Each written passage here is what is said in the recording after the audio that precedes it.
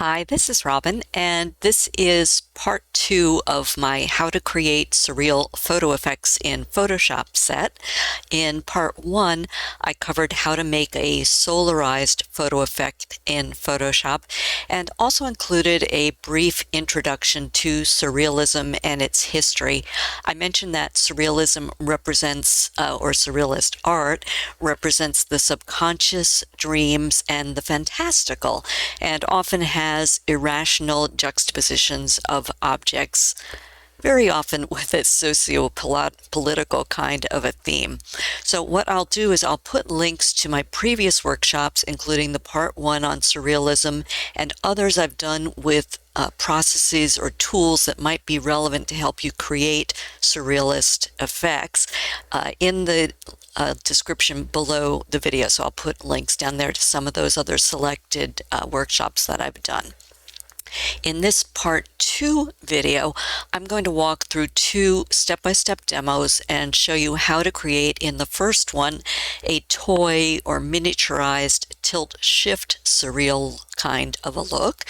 And then in the second one, I will do a realistic, or what's often referred to as a veristic, and that's V-E-R-I-S-T-I-C, versus abstract kind of a surreal composite that's made up from unrelated yet recognizable subjects. So here are two examples that I've put together of composites that sort of fall into that realistic versus abstract kind of a surreal look. So I had shot photos of an elephant and the interior of a dollhouse, and then I put the elephant in the room, and so of course the dollhouse was a tiny little dollhouse, so that gets to be a little surreal that you wouldn't expect those things juxtaposed.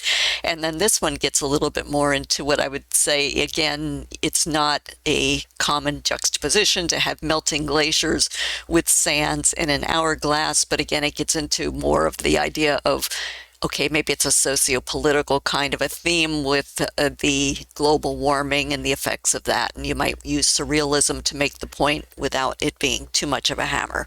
So those are the kinds of things I want to talk about, is the miniature look and being able to create composites from multiple different photos. Okay, in that second demo where I do talk about the composites, I'll show things like puppet warp and how you can use it to alter the appearance of subjects or objects that you might want to include in your composite, as well as the Liquify filter, which you can use to distort subjects and objects and give them a little bit more perhaps of a melted kind of a look. I'll use other tools too, but those are ones that are a little bit more unique. Okay, and I will also in the description below the video include links to the topic start times in this video, so if you want to hop around, you'll know when each demo or topic starts. And I'll include a link to the stock images that I use in this video in case you'd like to follow along. One last administrative thing, if you're new to my channel or haven't subscribed yet and you want to be notified of my future Photoshop workshops, please click the free subscribe button and the black bell notification icon that are below this video to get a single notification from YouTube when I release new content each month. And if you're already subscribed, then there's no need to click or do anything. You are all set. So let me just stop here for a moment and get set up for demo number one.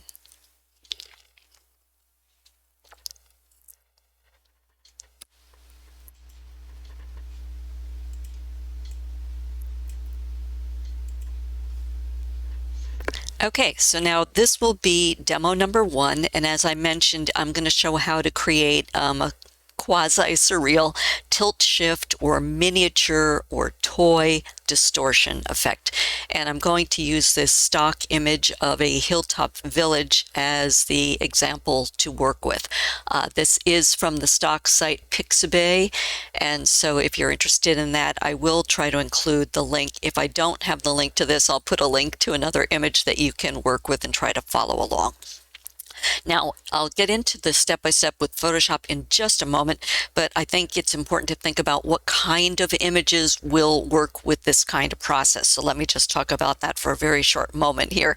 So it often is used with cityscapes and landscapes, but you can use other subjects sometimes when they're vehicles, things like that, where the subjects would look good looking like they're toys, or you're looking down on a train, model train setup or something like that. So those are the best kind of images to use.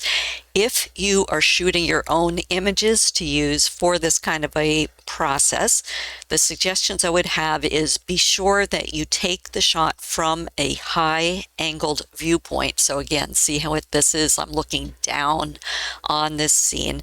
I'd say if you can get about roughly around a 75% angle down on your subject, that would be the best. You do not want to be directly overhead. And then wide angle often works well. Definitely you want depth to your scene because that helps to reinforce this toy or miniaturized look if you can see something going off into some distance. The other thing to look for when you're shooting is an isolated subject that is below the halfway part of the image. So if you think of this, as halfway, cutting this in half, this area in here is something that can be isolated to be focused on. So to me, that's the kind of thing you're looking for. And I'd say that's it. Those are the main things to look for. I'd say that the process is very simple and fast once you try working through it. The hardest part is getting the right kind of image to work with. So anyway, that is the tips I have for the kind of image to use. So now let's just get into using Photoshop and how to create the look. So I have the image opened as a background layer here in the right in my layers panel, and you'll notice my layers panel is at the top, the accompanying properties panel is at the bottom, and I have my toolbar docked right so it's just easier to work with. So I suggest you always duplicate your background layer. You can left click, drag it to the bottom of the panel, layers panel, to the box with the plus, which is the add new layer icon, release, or on that background layer do a Control or Command J to jump a duplicate copy up. Now what I would suggest is once you get this duplicate copy on your image, whatever you're going to be using, pre-process it. So do whatever kind of denoising, sharpening, vibrance, things like that you might want to do as a first step before you start playing with the actual tool and filter that we're going to use here. I've already done it, so I'm not going to do anything here. So I'd say at least do your denoising and sharpening. After you get that pre-processing done, convert this layer to a smart object. So go over into the empty layer, right click, and come down to where it says convert to smart object and click on that. And you'll see that when it converts, it puts a little icon in the lower right hand corner. So that is ready to use. Okay, so now the next thing we have to do is go to the top of the interface to the filter menu, click on that, come down to the blur gallery right here and fly out to where it says tilt shift. So again, filter, blur gallery, tilt shift, click. Okay, and you'll see we've been taken into a new interface here, okay? And in this interface, what you will see is your image, so there's my image, plus 4 lines. So there are 2 solid lines. Here's 1 solid line, 2 solid line, and 2 dashed lines. So I don't know how well you can see in the video, but there's a dashed line here and a dashed line here. And then in the center is a circular blur widget. So that's right in here, okay? Now, we also have, while we're in this interface, some blur tools. If you look over on the right where my highlighter is here in this right-hand panel. So under tilt shift, which is what we're working with, there is a blur slider and a distortion slider, okay? Now, I am going to use this little widget in the center just so I don't have to keep going back and forth and back and forth. So if you watch when I adjust this widget, you could alternatively work with the blur slider if you prefer, whatever is most convenient for you. Okay, so now let's come back to this blur widget. It's in the center, and click on that, click in the center in the white part, and drag it to, and sometimes mine doesn't drag it to wherever the plane is that you want in focus. Okay, so I want this building and this wall that's associated with it in focus. So I'm putting my blur widget there as an indication of this is the area that I want to have in focus. So now you move your solid lines to encompass whatever you want in focus. So they'll be the boundaries of what you want in focus. Click on the line and just drag to where you want the area in focus. So I'll do the top of that estate or house there. And then on here, I will click on this line and I will pull down to get the building. I'm sort of keeping an eye on where the dashed line is because I don't want to lose it here. Okay, so between the two solid lines is what's going to be your in focus area. Okay, so you can also, if you want, hover over these white circles on the solid lines, either one, and look at, if you look inside my highlighter, it might be a little hard to see. Do you see there's a two-headed arrow and it's curved? So if you want to, if you hover just outside those white circles, you can angle this area that is the in focus area. So let me angle a little just so you can see what happens. And then I'll pull this down a little bit more.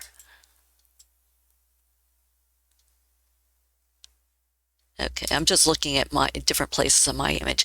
All right, so after you get your focus area established between those two solid lines, then do the same thing with the dashed line. So click on each dashed line and pull it in towards the solid line. Now, between the solid line and the dashed line is a transition area. So you can decide for yourself and your image whether you want it to go straight from sharp to blurred, in which case you would click on the dashed line and pull it all the way down, or if you want a bit of a transition area where it goes more gradually from in focus to out of focus. Outside of these dashed lines is where it will be blurred. So you decide where sharp is, transition is, or blurred is. Okay, so I will leave mine there. And then remember, it's hard to see, but there's another dashed line down here at the bottom.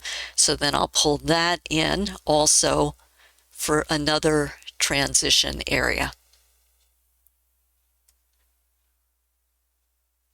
I think I'll do it so that it is sort of in line with the roofs. Okay, so now I've got all the focus area, the two transition areas, and the blur areas set by dragging those lines. After you get that set, then you can either come to this widget and pull on this outside little white. So, and you'll see as I pull more white to be revealed around the perimeter of the widget, you can see how blurry it makes the blurred areas of the image. And if you look on the right side of this interface as I'm pulling this, you'll see that the blur slider should be working and moving. So you can decide for yourself where you prefer to work. As I said, I like it with the widget right here on the image. Okay, and I'm going to not make it super blurred, but just, I think that's enough for this image. So you decide for your own taste how much you want to make yours. There's no formula for number of pixels you should set it at. Now, if we go over here on the right again, just for a moment, you'll see, as I said, that there is a distortion slider only also. I don't use it. I leave it at the default 0%, but I understand that it changes the shape of the blur somewhat. It can give it a more zoomed in look. If you can experiment and see if you like it or not. If you click this box for symmetric distortion, whatever you do with the distortion slider and however it distorts the blur, it will do it both on the top and the bottom. So you can either do it top and bottom if you hit symmetric, or you can just do it on the one side if you only leave that unclicked. So again, I said I leave mine on 0. I don't particularly care for it. One other thing to point out here, and it's an optional thing, is see inside my highlighter, there's that push pin symbol with the plus. You can put more, so I'll call this a pin. What I was calling this widget, you can also call it a pin. You can put more of them just by left clicking other places in your image. So if you want to control multiple areas of blur or sharpness, then you can place it with that. If you get too many, or if you put one in a place you don't like, just hit the delete or backspace key to get rid of that, like remove it. Okay, so after you get your image the way you like, so I mean, this is a lot of instructions, so you can see it takes about 2 seconds to set this up when you're actually doing it. So once you get it set up the way you like, come to the top of the interface, and I like to click on high quality up here and click that box to on. You'll also see I keep my preview clicked to on so I can see what's happening with the blurs, and apparently it just makes it a more high quality blur if you do that, whatever that means. Once you get it set, click OK and wait. And now we're back in the Photoshop interface again, and you can see that it has added that blur effect. And because we went into that tilt shift with the smart object, it has now generated some sub layers that you can use. So one of them is a mask, and one of them says blur gallery, and that's representing the tilt shift, which is in the blur gallery. If you get back here and you say, oh gosh, I didn't blur it enough, or I blurred it too much, you don't have to start all over if you do it with the smart object. You can just double click on the words blur gallery, and it takes you right back, and it retains your settings. Okay, so I'm just going to hit cancel because I'm not going to change it, but if you want to, you can. The other thing to keep in mind as an optional kind of a thing is you can zoom in more to your image depending on the photo that you're using. Even with that transition set between the solid line and the dashed line, it might put kind of an obvious line across where the blur starts on your image. So if you zoom in a bit, you can just scan across, okay, and see how it's looking. I don't mind mine because there's a lot of details in here, and it's not super obvious, that there's a line right across. I had done some with water and it was pretty obvious. But let me just tell you what you can do if you feel you do want to lessen the obviousness of the blur line is with your mask active. So click on that mask that was generated so that you see a white frame around it. Come to your toolbar. Yours might be on the left. Come down to the brush tool, which looks like a paintbrush. Click on that to make it active. Be sure it has the black behind it. On the options bar for that tool, which is this area across the top, I'd say lower the opacity. First of all, be sure you're using a soft brush. So if you look at the tool tip, the brush tip, I have it on a soft brush. Okay, and then under opacity, I like to just left click on the word and drag that down to around 50%, little left, little under, whatever, basically in that area. You could alternatively click on this and drag the slider. And then I also like to lower the flow so it's not taking away the blur too fast. So again, left click on the word flow and drag down to somewhere between 10 and 12%. I'll leave it at 11, okay. And then just be sure that you have your foreground color that you're going to be painting on the mask with set to black. So again, we're painting what's going to be on the mask. So wherever, if you have too obvious a line, and again, I just want to point out here, the white is my brush tool, the green is just my highlighter. So if I want to make the brush a little smaller, I'm using the left bracket key. And you can just tap, tap, tap along where you see your blur.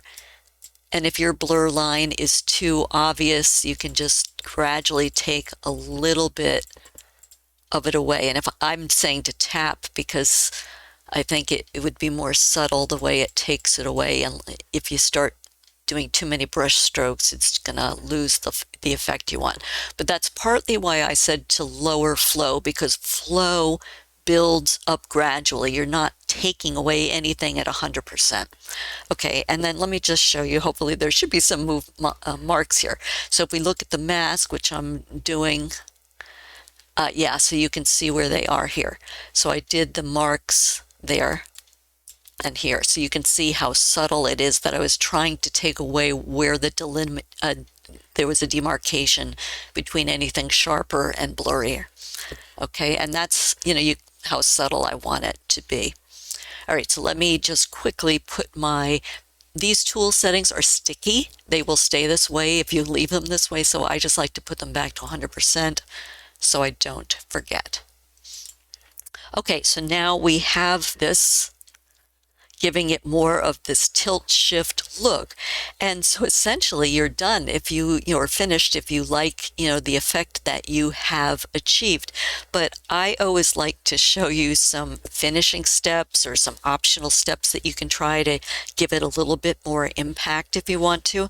So one of the things optionally I would suggest is to add a vibrance layer, and I want to add it to the in focus area of my image to make it pop a little bit more. So bottom of the layers panel, add new adjustment layer icon, that circle with the line, left click, and I'm going to come down to vibrance and click. So now we have a new vibrance adjustment layer added. Now what I want to do is limit where the vibrance is being applied. So in the toolbar, I'm going to come down to the gradient tool right here. It's the one that looks like a rectangle that goes from dark to white. Left click on that. And then on the options bar for that tool, be sure that you are using it set to the basic black to white gradient. And then we want to come to the 1, 2, 3, 4th option from the left, which is the reflected gradient. Okay, so wherever you draw, it's going to draw in both directions. So since this is my focus area, this building and the wall, I'm going to start halfway down the building because it will be putting the gradient above and below where I'm drawing. Okay, so I'll start there and just watch, see?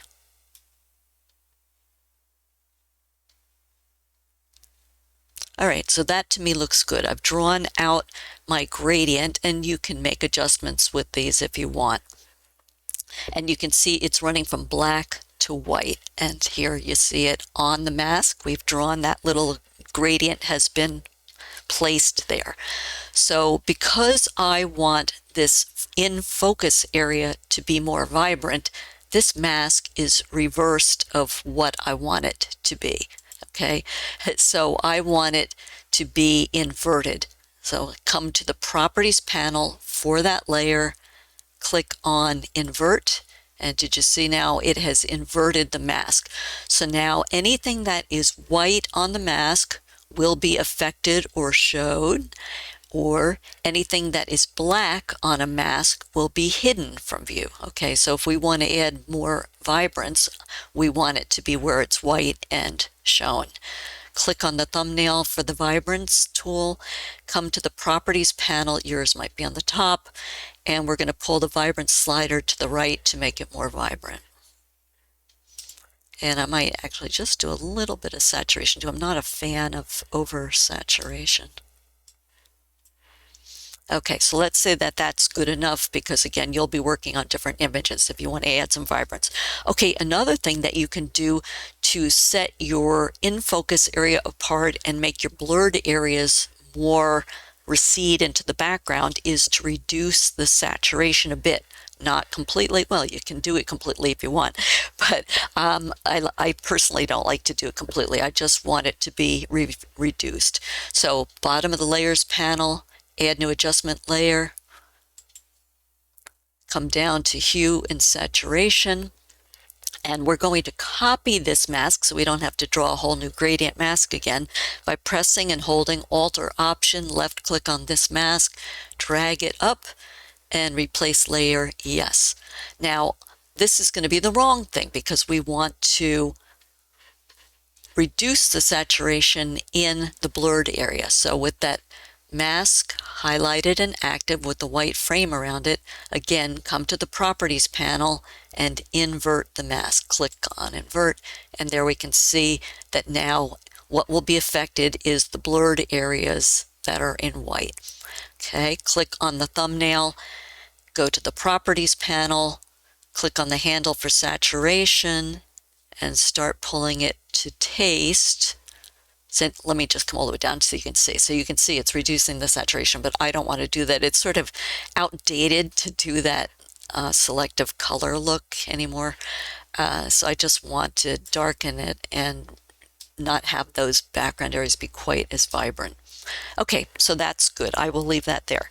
So the next thing that we can do is we can also darken the blur area a little bit more, and in my case it would give it a little bit more dusky kind of a look.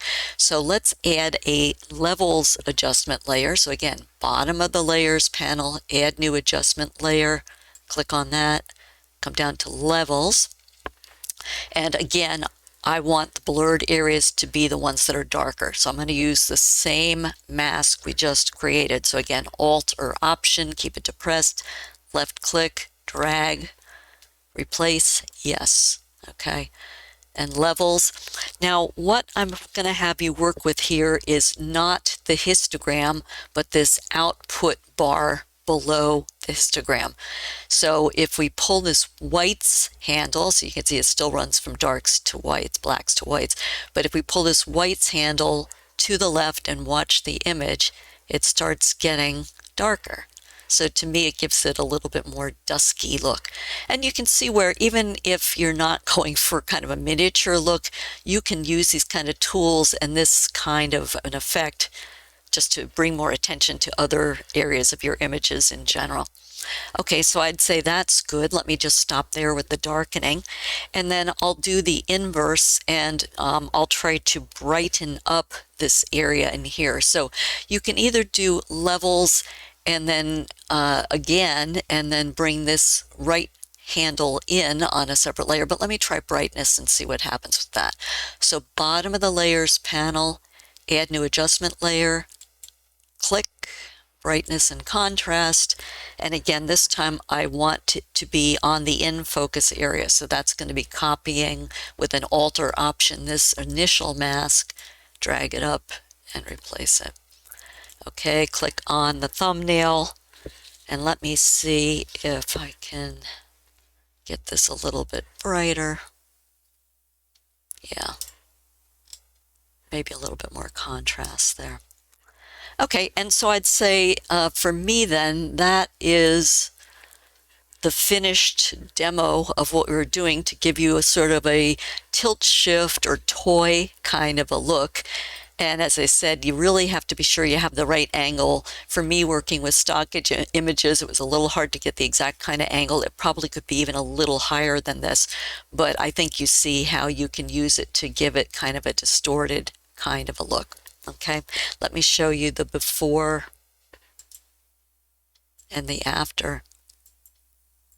Okay, so that is the end of demo number 1. What I'm going to do is pause for a moment and get set up for demo number 2. Demo number 2 is more targeted to intermediate users. It will be less straightforward steps like this because depending on the composite, which is what it's focused on, that you want to create, you'll probably be using different tools and achieving different looks. But at least if you're interested in learning about the Puppet Warp and the Liquify and some of the tools I might use, please feel free to follow along. Hold on for a moment while I pause. Okay, so now this will be demo number 2. And in this second demo, I am going to show how to create a surreal veristic or realistic composite. And just a quick reminder that this is targeted more toward intermediate Photoshop users, but certainly anyone feel free to watch it. Okay, so now what I'm going to do is I'm going to share process suggestions. So I can't give you the specific steps or tools that you might need because it will be dependent on the composite that each of you want to build. But some of the functions and tools that I'm going to demonstrate will include making suggestions using the move, making selections using the move tool, working with Puppet Warp and Liquify, and content-aware fill, I may or may not have to use the patch tool or the clone tool. I will show, because I'm working with stock images and they're all different sizes here, probably how to do image scaling. And then I'll also show, because we're putting miscellaneous images onto a different background and they weren't shot in the same light or color environment, how to do some harmonization if you want to do that. Okay, so let me get started on the process. So the process I suggest to create a surreal composite and realistic style is first just define the idea, the message, or the story that you want to convey. As I mentioned earlier, very often surrealism draws on socio-political topics, but there's absolutely no requirement to do that. You can just do art for art's sake and interesting things that intrigue you. So get your idea so you have a roadmap or a direction to be going. Next, I'd say create a sketch of some kind. So that's what this very lovely sketch of mine here is. So it becomes your roadmap for your shoot list of what you're going to go out and take pictures of, or design elements you're going to gather and that you'll need to build your composite. So for me to create this, what I did was from my toolbar, I used the pencil tool, which is right here. And then I went to edit, file rather, new, and just opened a new file. And then just with that pencil tool in a black foreground color, I just quickly sketched out the look that I wanted to try to achieve with my composite, so I'd know what kinds of images to work with. Now, you can do it with paper. If you feel like you don't really need to do it, that's great. But I also find that this is a great kind of thing to use the Firefly generative AI with. So you can just open a new document and type in a prompt for what you think you might want to do and have the AI generate something. Not that that will be your final image, but it becomes a sketch idea to say, okay, does that look right? Or should I tweak something or remove something? It just helps you get the concept. And then once you do that, then you can start creating your pictures that you want to use to pull in. So if you can't read my handwriting, I had said, okay, I want the head of a person to be a rose or a flower of some type. I want dark leaves in the background. I want this to be a woman wearing a red dress or suit, and I want her to be holding some kind of a green apple as a nod to Magritte with Surrealism. So that's my sketch, and that became my get list for my images. So then I went out to stock sources, and again, typically for myself, I would be shooting the things and taking pictures of the things. So step number 3 in the process is shoot or source the needed elements that you need. Either photograph or use a scanner and scan objects, or use stock photos like I have here and that I'll share in the description, or you can use some generative AI to fill it out if you want to. So these are the images that I've pulled and that I will use as elements to pull into this background to build my composite. So let me close that as we've gotten through step number 3 there. Okay, the next thing is to work with the individual, the next part of the process is to work with the individual piece parts and get them all ready to move into your background. So I'm going to work with the woman first. And let me just pull this over here.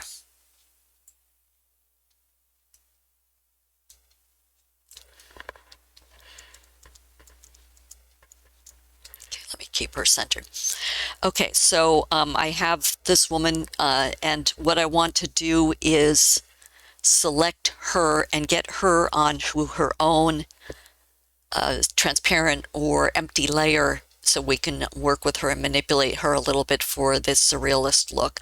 So first thing to do always is with your background layer in the layers panel, left click and drag it to the add new layer icon, which is the box with the plus, to get a copy, or on the background layer do a Control or Command J to jump that up and work with the duplicate.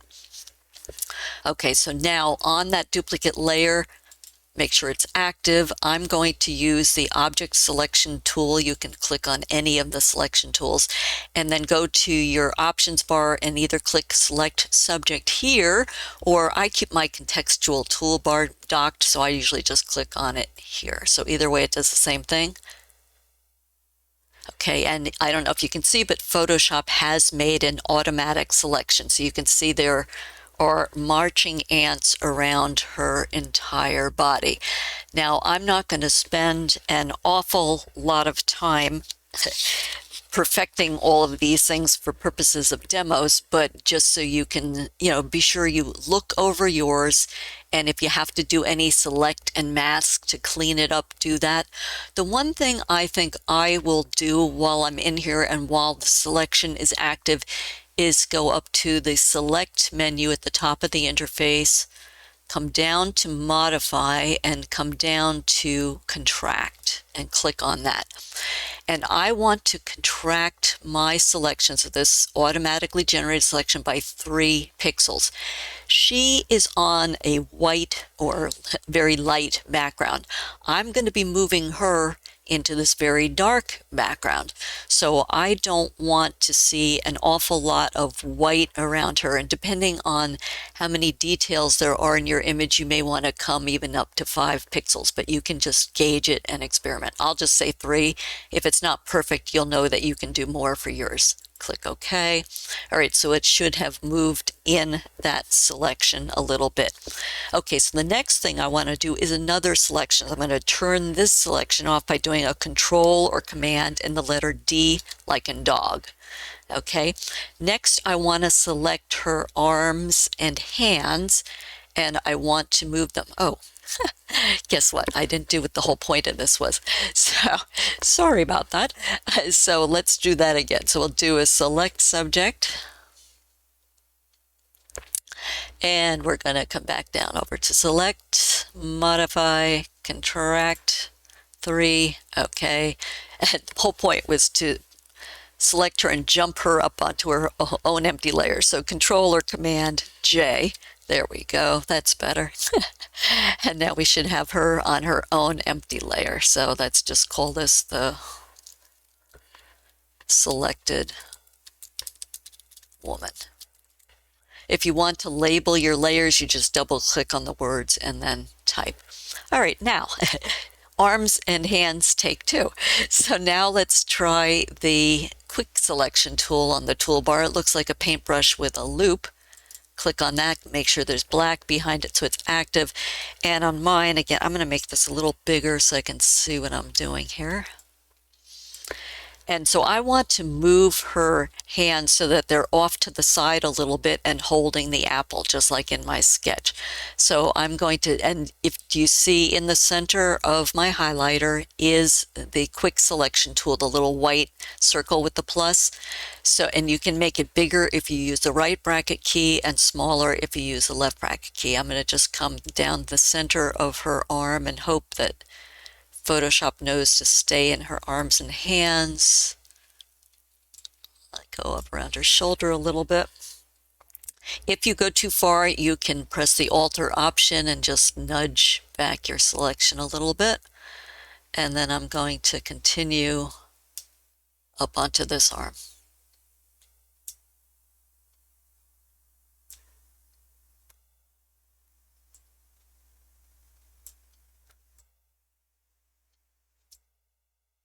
Okay, and again, just look at it and be sure that you've gotten the selection you want. I'm going to say that's good enough for demo purposes here. Okay, so now what I want to do, let me put this back to my neutral tool so I don't accidentally move something.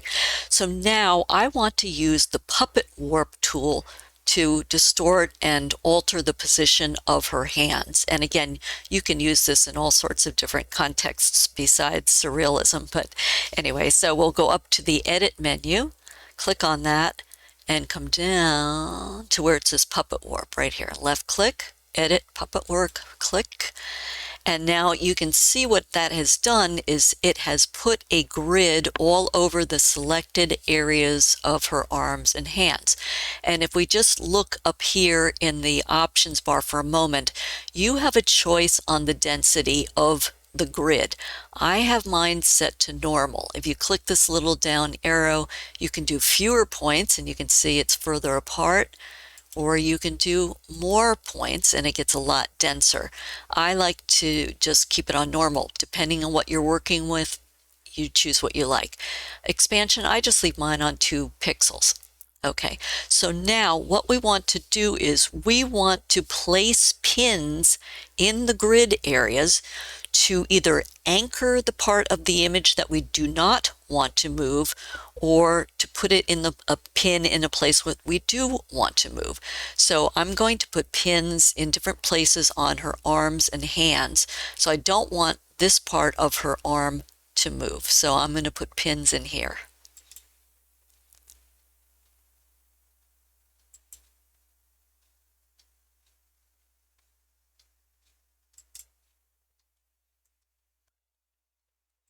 And I'm hesitating because I'm looking to see what parts might move when I alter this and which things I don't want to move. I do our other shoulder.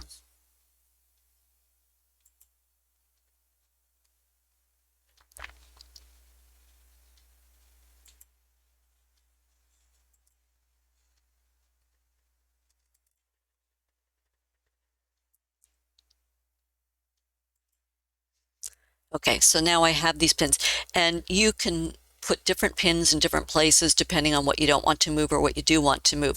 Just know that if you start putting too many pins, you will get a pop-up box warning from Photoshop that you're putting them too closely together, and then you might have to get rid of some. The way you would get rid of pins is, I believe, either the delete or the backspace key to remove the pins. Okay, so hopefully with any luck here, if you click, so I want to move this part of the hand, so hopefully if I click in the center of this circle and move, it will start moving. There we go. That's what I want it to do. And I'm just doing this to, as I said, create a place for her to hold my quote-unquote Magritte apple.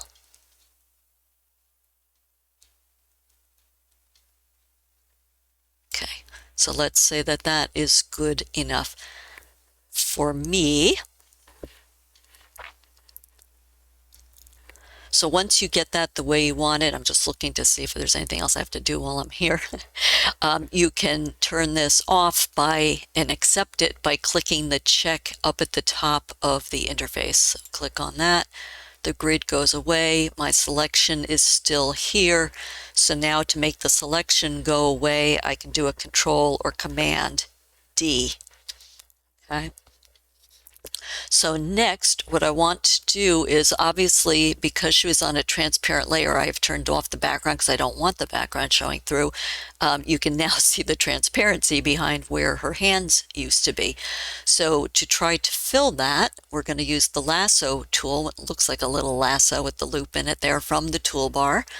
And I'm just going to trace along the transparent area.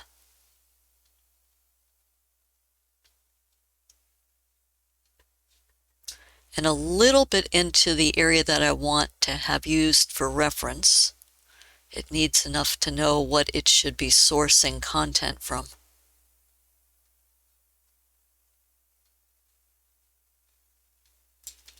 Okay, and I'm missing some spots, but like I said, you'll take more time. I would spend more time than this if I was working on an actual composite.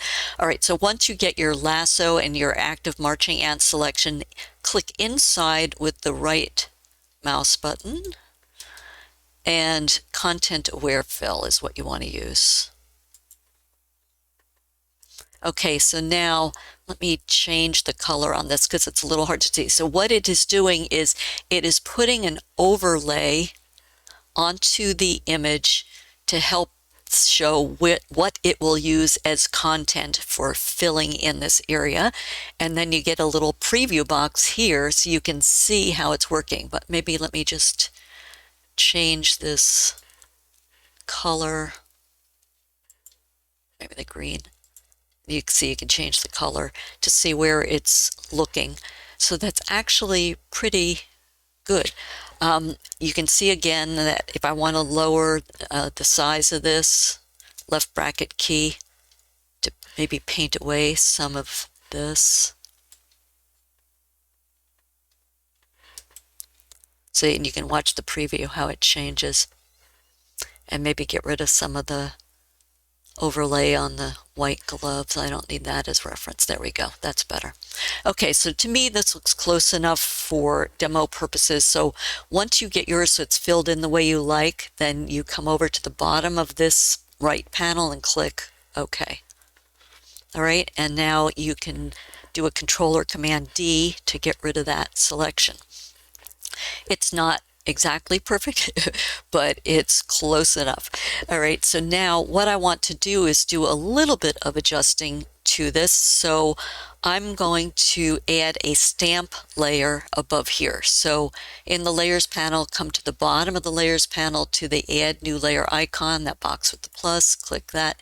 You get an empty layer, and we're going to do the claw maneuver. So press the Shift, Control or Command, Alt, Option, and E all at the same time to get this stamp layer.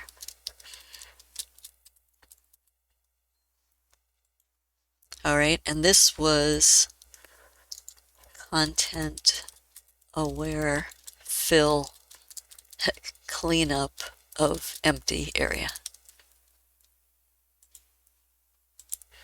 Okay, so now maybe to clean this up just a little bit so we can see some other tools in use too. In your toolbar, come down to the stamp tool, and that's the one that looks, or the patch tool, it looks like a little patch with jaggedy edges. Click on that, and let me just grab some of this area here that filled in. Just lasso around it, release to get the marching ants. And I drag it to the area that I want to, again, to be the reference for there, and then release.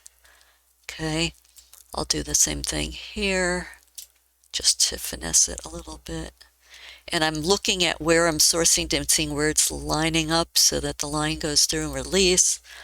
So I'll say that that's good enough. I think if we play too much, I can try to use the remove tool on the toolbar, the band-aid with the little magic sparkles, and see, make it a little bit bigger with the right bracket key if that helps that area a little bit.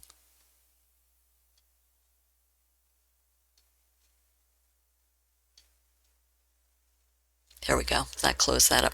Okay, and I'm not going to worry about all these white areas and stuff, but again, you'd take the time to do any cleanups that you need for your image. So now we've got her hand moved so that she can hold the apple by using the puppet warp. And one thing I notice here as I look at this a little bit more, let me get closer again, is by moving it, it made her wrist a little bit distorted. So it looks like it goes from a super fat to a super skinny. And then even though we had kept her lower arm the way it was, it looks a little wide relative to this arm now. So I think what I would like to do is to use the Liquify filter on this and see if we can move it around. So let me just do another stamp layer just to be on the safe side after playing with some of the tools. So add new adjustment layer icon, Shift, Control or Command, Alt or Option, and E. And this is going to be my Liquify layer. Okay, so before we go into Liquify, let's just see if it'll help to convert this to a smart object. So right-click in this empty area, come down to Convert to Smart Object, get that little icon that says that, oops, undo. There we go. That shows that it's a smart object, and we're going to go to the filter menu up at the top of the interface, come down to Liquify and click and wait. And again, we are taken into a different interface for Liquify. Here, oops, the upper left. Now, what we need to be able to do is, if we want to nudge something around with liquefying it and melting it, you first need to do the moral equivalent of what we just did in Puppet Warp, but we're not using pins. We're going to freeze the areas of the image that we don't want to move. So let me see if I can make this area a little bit bigger so we can see what we're doing.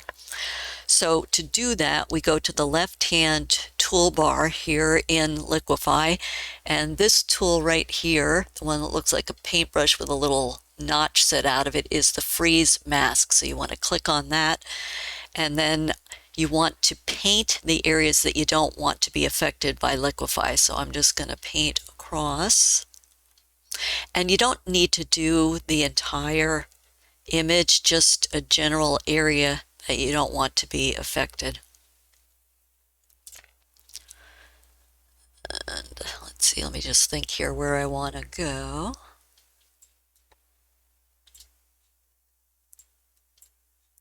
I want to be able to move this wrist area a little bit. I want to be able to move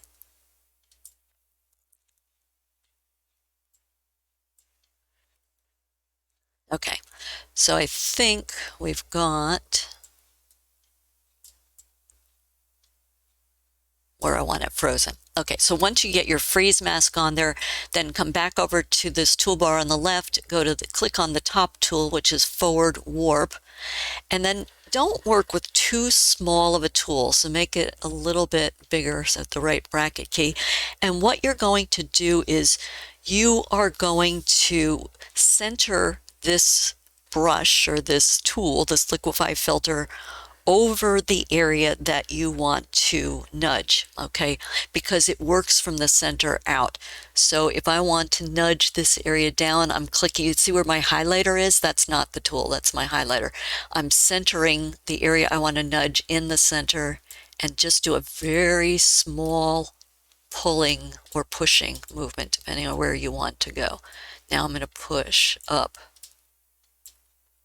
Center, click, push, center, click, push, center, click, pull, center, click, pull. Okay. And I said this ended up looking a little bit wider than I like. So center, click, push. Again, you can see I'm doing very subtle movements. And again, I'm not going to take as long as I would if I was finessing my own image for a real case scenario. Okay, so let's say we got this all where we want it. Maybe I'll come down just a little bit. Don't ever be a perfectionist. Okay, so once you get it where you like it, then you want to remove this frozen, you want to thaw out the freeze, basically. So you come to this next tool down below the freeze mask to the thaw mask, click on that, and then just paint over to remove the frozen mask. Okay. And when you're all set and ready to go back to Photoshop, you come over to the right-hand panel, come down to the bottom. And I keep mine on preview so I can see what's happening. And I click OK. All right, so hopefully it has, yeah, look, if you look at the image, now I'm on and off, you can see we were able to finesse that a little bit. Okay, so now, because in my sketch I said I wanted the rose to become the head of the woman, we need to get rid of her head. Sounds terrible. So I'm going to use the lasso tool. So let me maybe just do another stamp layer, Shift, Control, or Command, Alt, Option, and E. Oh, and by the way, because there was the smart object there was a mask that was added as a sublayer. So if you want to make any alterations there, you can. If you don't like what your settings look like, you could double click on the word Liquify and go back into Liquify and make the adjustments because we did that as a smart object. Okay, so now I want to get rid of her head. So let me just think for a moment here. I'm going to use the lasso tool. Maybe again, I'll zoom in a bit. And I'm going to lasso, well, maybe I'll use the object selection tool. So let me do the object selection tool, but on the lasso setting in the options bar for the object selection tool. So I'm going to draw a lasso just a little bit outside of her head and neck, because they're what I want to get rid of.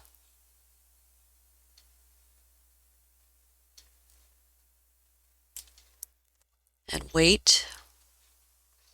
Okay, it did a pretty good job. So the marching ants selection was done around there, but I'm missing this part of her hair, and I want to get rid of that. So I'm going to switch to the quick selection tool and just add to that automatically generated selection.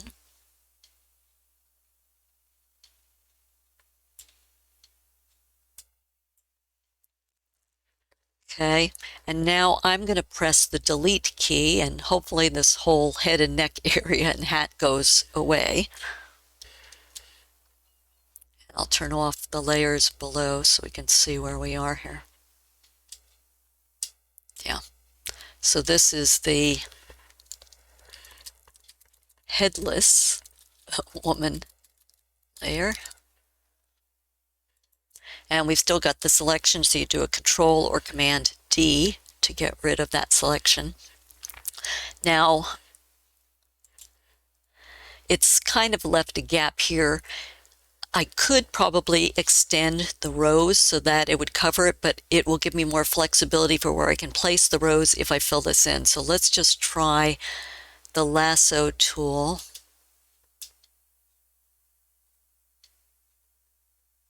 And again, come down a little bit into your content so it knows what it should be drawing from. And click inside, right-click inside, and use Content Aware Fill. And wait. Okay, and so again, you can see with the green overlay what it's using for content to fill in the empty area, and in your preview you can see it's more straight across, and that's exactly what I want. So I'm going to come to the bottom of the right column and click OK, and then Control or Command D to get rid of the marching ants.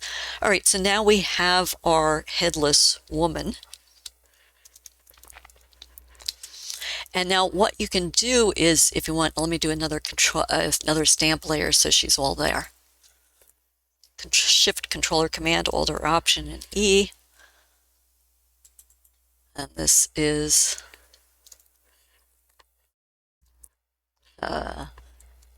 woman for compositing.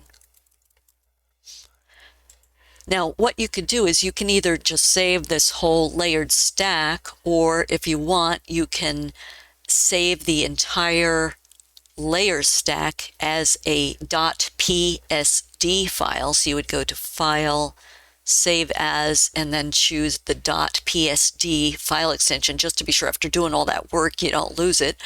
Or you could click on the layer underneath that top layer, go to the bottom, hold the Shift key, and then drag all those layers you don't need to the trash can. I think I'll just leave it alone for now.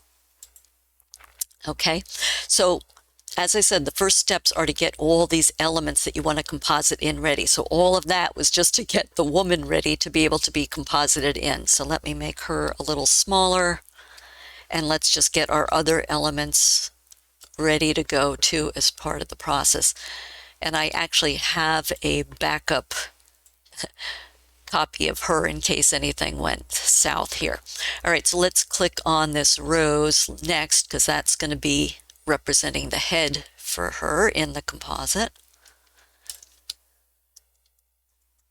And again, I've pre-done it here just to save some time after watching all that. You don't need to watch me do it. So again, you would duplicate your background layer either with a Control or Command J, or left click and dragging this to the Add New Layer icon, in which case then you get this copy layer.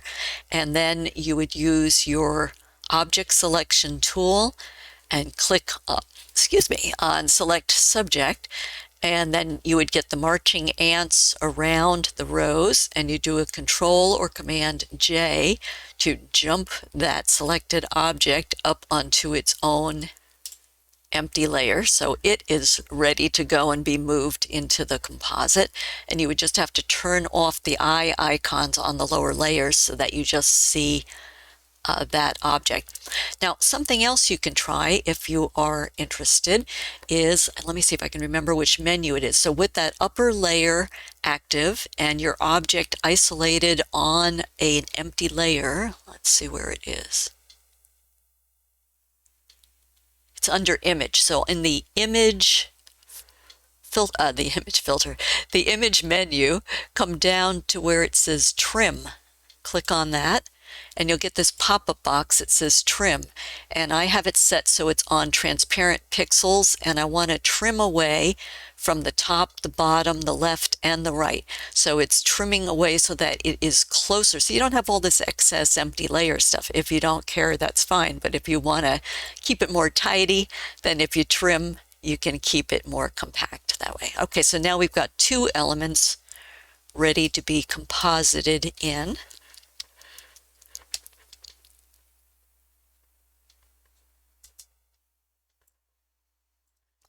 Back over there. Okay, and then the final one is the apple that's going to go in her hand. I call that the Magritte apple. And I've just done the same thing to save time here. So again, you'd open your image as a background layer, you do a Control or Command J or drag that to the Add New Layer icon to get the copy. Then with your object selection tool active from the toolbar, it's the box with the arrow going into it, you'd click on Select Subject, either on your contextual toolbar or at the top of the interface, and just wait for the selection to be generated. Okay, and then you would do a Control or Command J to get that layer, get that selection rather, up onto its own layer. Okay, so then it's on an empty layer. And this is the green apple. Okay, so now that too is ready to be moved into the composite. So you just go through that process of getting whatever components you want to composite in onto their own empty layers. And if you want to just, let's see if we can do this trim on this too. So again, back to the image menu, down to trim. Transparent pixels are what we're trimming away, and trimming it on all sides of the apple. There we go.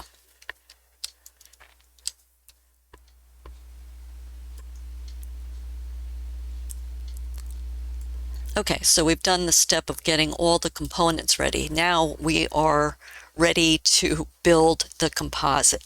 Okay, so now the first thing you do is you always start with your background layer or your background plate. So see, I made a duplicate there just in case we needed it.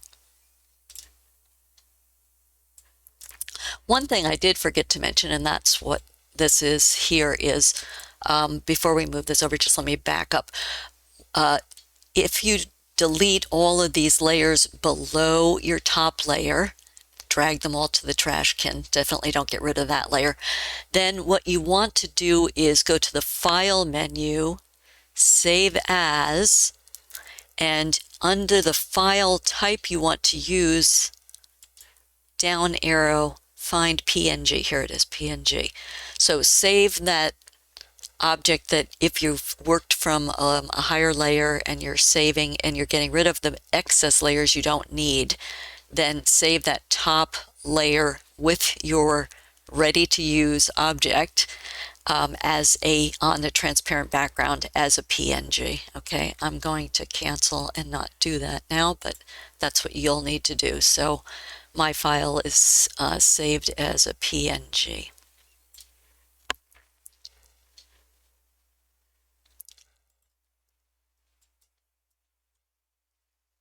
There we go. You can see png.png. Okay. All right, so now we're ready to move our elements into the composite background. So again, same thing as before. Let's do a Control or Command J to duplicate this layer. There we go. You can see it duplicates it, or else just click on that and drag it to the Add New Layer icon right there. So now we've got the background. I want to move the woman into, and then gradually move in each of these pieces. So I'll start with the woman since she's sort of the basis of the thing. So I'm going to click on the Move tool at the top of the toolbar. It's the one that looks like a cross. Click inside the object and drag it into the background. And you can see there's some white, so I'm not going to worry about cleaning that up, but if you have things like that, you can do it. But we got rid of most of it by doing that contract with the initial selection. All right, so she looks a little smaller than I want her to be, so I want to be able to scale her up. So on that layer, and this is the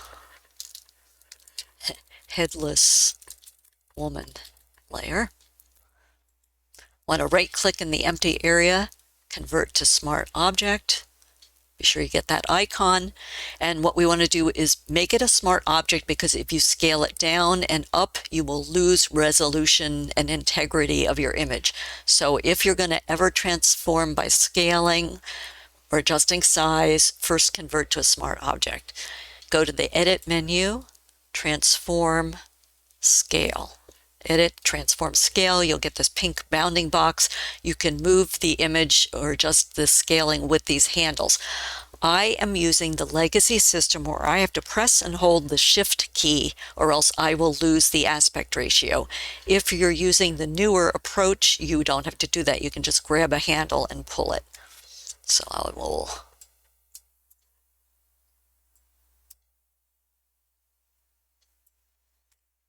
then I'll just click inside if I want to move and position where she is. I want to leave enough room for the rows.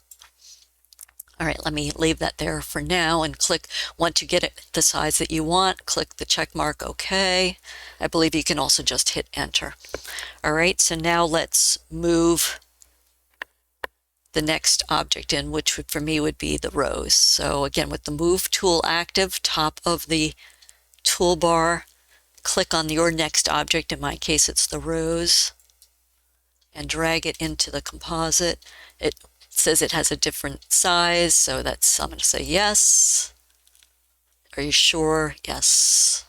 Okay, so you can see it's teeny tiny here. Now that actually might be make for a really interesting surrealist thing. So just keep things like that in mind. They don't need to be realistic, but I want to make mine bigger. So again, that's the selected rows. We're going to right click in this empty area on that layer, convert it to a smart object, get your little icon, and again, I want to scale it. So we're going to go to the Edit menu, Edit, Transform, Scale. Edit, Transform, Scale, click, get the bounding boxes. So again, I'm going to hold the Shift key, but you don't have to if you're using the newer method, the newer approach, which is by default keeps the aspect ratio.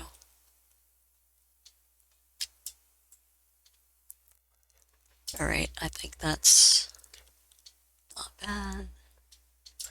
Okay, so I like the size, but because her body has sort of this S-shaped curve to it, I want to angle this rose a little bit to look like it's mimicking the roll of the curve in her body. So I'm going to come just outside that bounding box, and can you see I've got the two-headed arrow, and I can hover just outside that handle and rotate with that. So I think I'm going to do that. I think that suits the curve of her body better. And again, you don't need to do that, but that's just so you know what it does. Click the check mark once it's the way you like. And then one final element to composite in. So again, with the Move tool active in the toolbar, click on your object, make sure you're on the right layer, and I'm going to just pull this in.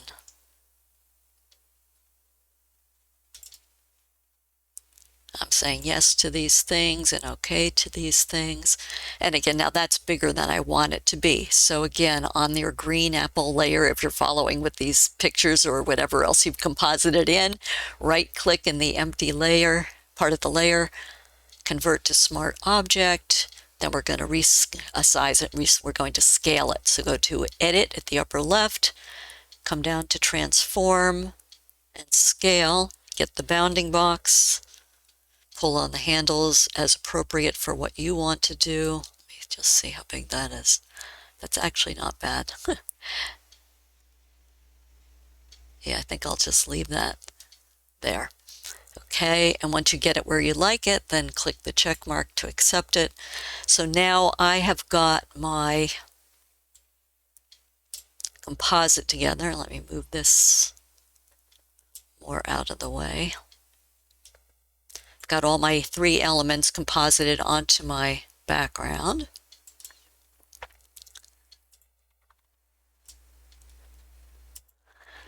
Okay, and for you, you may say, okay, this is fine. I'm finished. I've made my composite. I've got my background of, let's just call these the dark leaves background plate. Okay, so we've got the background, we've got the elements that we wanted. This fulfills that story or concept that I sketched out up front, but maybe you want to harmonize whatever you've put together a little bit more with the background that you've put it into. This is surrealism, so you don't have to be as conscious about, does the light match? Does the perspective match? Does the angle of view match? Are the colors matching? Because this is surrealism, so feel free to do what you want to do. But if you do want it to match, let's just optionally try to harmonize this. So let's select the layers that we moved in by clicking on the top one, holding the Shift key, and clicking on the bottom one of the composited in elements. And then what I'm going to do is create a group out of them. So bottom of the layers panel, come down to this icon that looks like a manila folder and left click on that. And then we've got the composited in elements group. Okay. And if you click on that little arrow, you'll see that they're all there. All right. Now what I want to do is convert that group to a smart object. So again, I'm going to come to the right to the empty area, right click, convert to smart object. And there we've got that group converted with the little smart object symbol. And now we're going to go to the top of the interface to the filter menu. Filter, come down to neural filters. So filter, neural filters, click and wait while they load. And I'm going to come down from the list of neural filters. I'm going to come to the color category and use harmonization. And I'm going to turn that little switch to on. Okay. Now, if you have not used these before, you may not see little on and off switches. You might see a little cloud with a down arrow. That's telling you that you need to click on that and download that filter to your Photoshop setup. Okay, so just an FYI if you don't see the switch. So, and there's a cloud instead, click on it and download the filter to make it active. Okay, so once we have harmonization turned on, we come over to the right panel and it says select a layer. So what you need to do is tell it what you want to harmonize with. I want to harmonize my composited in elements with the background that they were put into. So let's just look for that. Click the down arrow and I want to use the dark leaves background as my background so that it shows you this is what they're harmonizing the image to, is this here.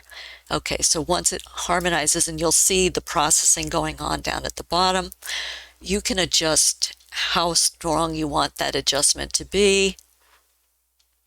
Okay, this has a lot of blue in this background, so maybe you want either a little bit of a cyan or a little more blue onto your subject, and again, it's optional whether you want to move any of these.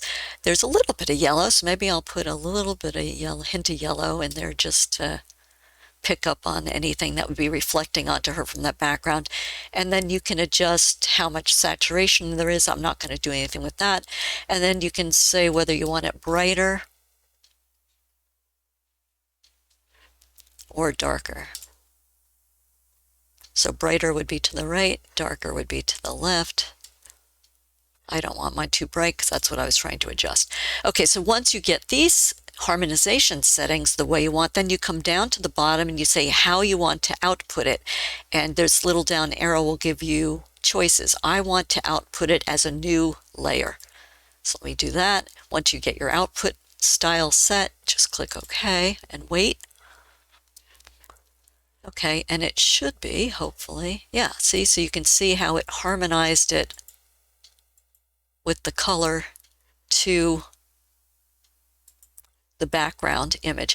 Now, what I would typically do at this point is create another stamp layer. And again, this is all optional stuff, but